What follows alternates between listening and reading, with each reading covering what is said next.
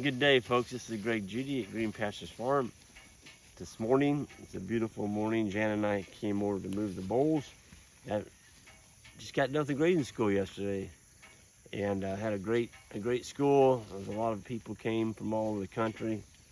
A lot of very passionate people about regenerative agriculture, wanting to learn better methods that they could take home and implement on their own farms, and it was a lively group.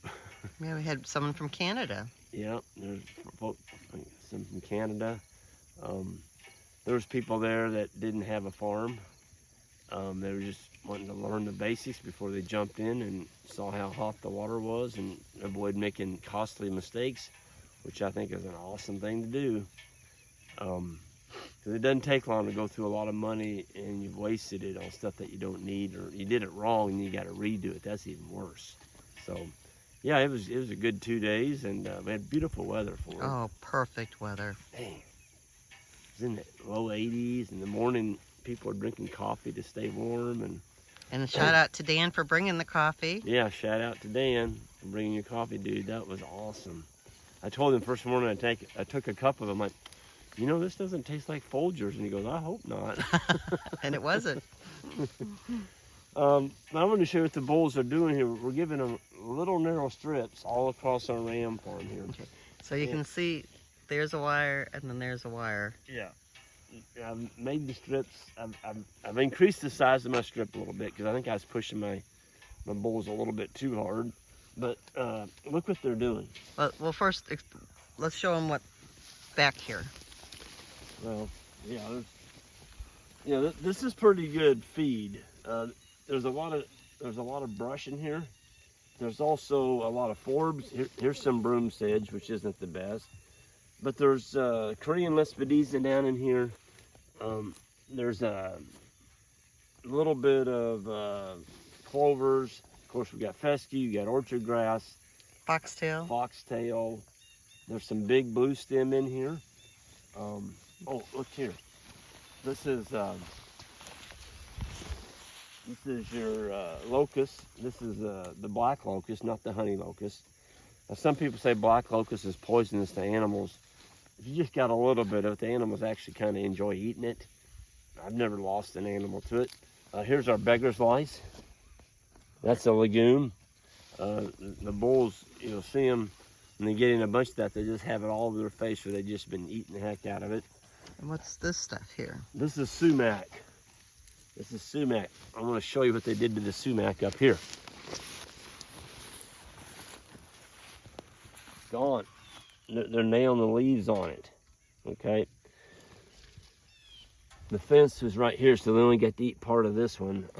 This over here is persimmon sprouts, and they're working the leaves off the persimmon sprouts. Let's just walk down in here, Jan.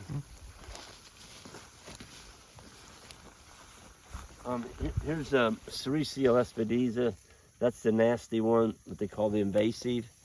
You know, the bulls are kind of picking away on that. Here's a fern, a little fern. They're probably not gonna. No, that's not a fern. What is this? It's got it's thorns. Like it's in the mimosa family. It's got thorns on it. They got yellow flowers. I can't think.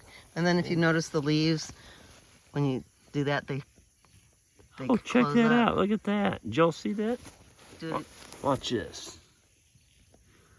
Touch it. Now, how dang cool is that? It closes up when you touch it. You didn't know that? I remember you doing that once.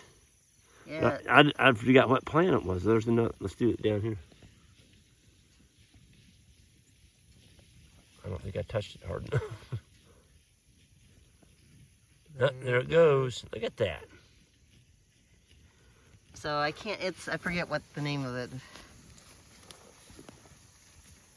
But folks, we're pushing these bulls pretty hard, but if you look at the gut feel on these animals, there's not really, there's a little we're on bit on the proper side. We're on the left side of the animal. On the left side of the animal, we're looking for what we call the death triangle. It's right in front of the hip bone.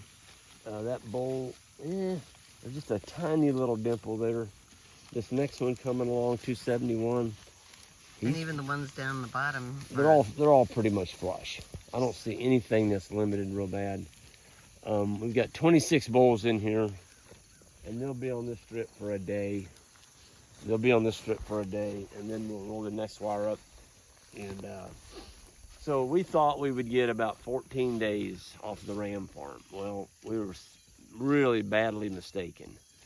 We were goodly mistaken. We're going to get almost 30 days off of it. A little over 30 days. By getting them tighter, making them clean this junk up, and then we're going to come in here and we're going to get those. The autumn olives, they're just everywhere. And so that's one of the things that the bulls are doing for us, is they're cleaning it up, the ground surface, so we can see them. It'll be a lot easier to come in here now and work on them.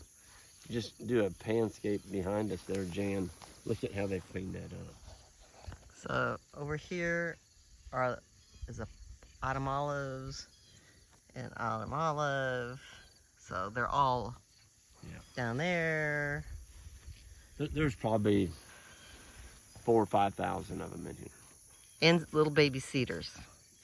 That's why I love that little electric chainsaw. Somebody said the other day, why don't you just get you a brush eater blade? We've got three of our weed eaters, the big ones that we use for clearing brush lines, getting the grass and the weeds off our fence. But folks, when you put that blade on there and you cut down an autumn olive, you shred it. And I don't care if you use the circular blade or if you use the Ninja Star blade, they both kind of shred the bark off.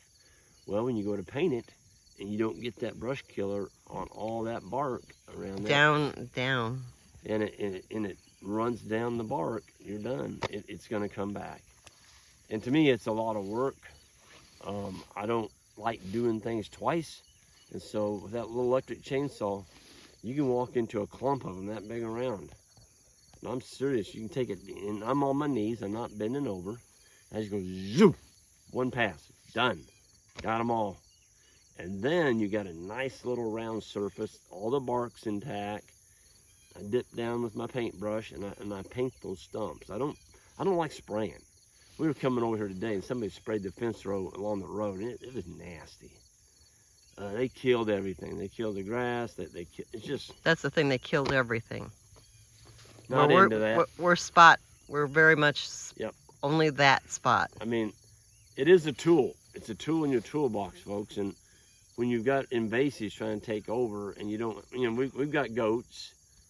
Brent's got a few up here. We've got, that's another topic I gotta cover, but we are in the goat business now. That's gonna be a separate video. So somebody asked me this morning, when are you gonna talk about your goats? I don't know how they heard about them, but maybe at the grading school. Could have been. But yeah, this would be pretty good. I don't know. I'm gonna zoom in, Greg. See what the bulls are eating. Yeah. You can walk up too.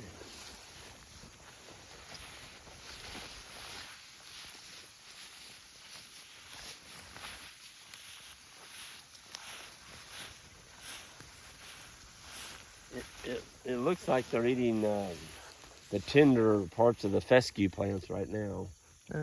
Yeah. And I saw one earlier was eating a Canadian thistle, the rosettes on the top. He just lopped them right off. And there are quite a few in here. There's several, yep. They were coming out and cutting them out, the landowners, this summer. Well, they sprayed them. Oh, they sprayed them? Yeah. Yep. You can't get them all. No. But, yeah, this is just a pretty little farm. It's 33 acres. We're probably grazing around 25 of it. And the landowner told me the other day, he said, Greg, if you did put a gate in where they can get into that brush, open the gate, let them have the brush. So we get all this grazed off. We're going to open it up, and we're going to turn them in that brush. He said, Greg, there's a lot of grass in there. So I said, okay, we'll get it. Well, and he used to, many, many moons ago, be an intern, or summer help. He was a high school young man, Brent. And, yeah, Brent was awesome. He's one of the stoutest young guys I've ever met in high school. Fast. He's the one that we had when we were custom grazing those wild cows out of Nebraska that would try and kill you. And so Brent was fast enough. I could drive along the four-wheeler, and he'd just reach off, he'd jump and grab that calf, throw it on the four-wheeler. We'd take off, and the cow's just snotting and bawling and chasing us and throwing its head, trying to kill us. And we'd drive to the far end of the paddock, put the tag in the calf, and I'd turn around and come back by the cow, and Brent would just drop the calf off by the cow, and we just kept right on going. We didn't even stop. Well, Brent was gone on a Saturday, and I had you with me. And so Jan's riding on the side saddle, and I come up to this cow, and the calf's kind of trotting along. I said, Jan, and the cow's right there. She's snotty. I said, Jan, jump off and grab that calf. And Jan looked at me, and she said, Greg, why don't you jump off and grab that calf? I'm like, hon, you need to take one for the team. I didn't. You didn't. I'm like, I'll drive the four-wheeler. You jump off and get it. I just wanted to see how much you really love me. Yeah. We weren't married then, I don't think. Yeah, we were. Were we? Okay, yeah, that'd have been in 2001. Yeah, we were married. Anyway, But just married. You just, yeah, you remember stuff like that, and it was funny at the time. Like, well, honey, just get the calf. I was used to Brent. You know, he just one hand. He could pick up, 60, 70-pound calf with one hand, running. But Brent's, he's gotten married. He's got 3 wonderful sons, and him and Brittany are doing well. Yes. And yes, it's nice to be part of their life, so that's cool. And it's nice that he knows the value of what we're doing. Absolutely. As a young guy, Brent painted a lot of stumps. He really did, and he was a good one. Always remember people like that touch your life like that. So, thank you, Brent. Yeah, so we're gonna get out of here, and we're gonna go get breakfast. We're gonna go get breakfast, and again, thanks to all the people that came to our grading school. It was so awesome meeting all you folks. Folks, it's just a wonderful deal to meet passionate people.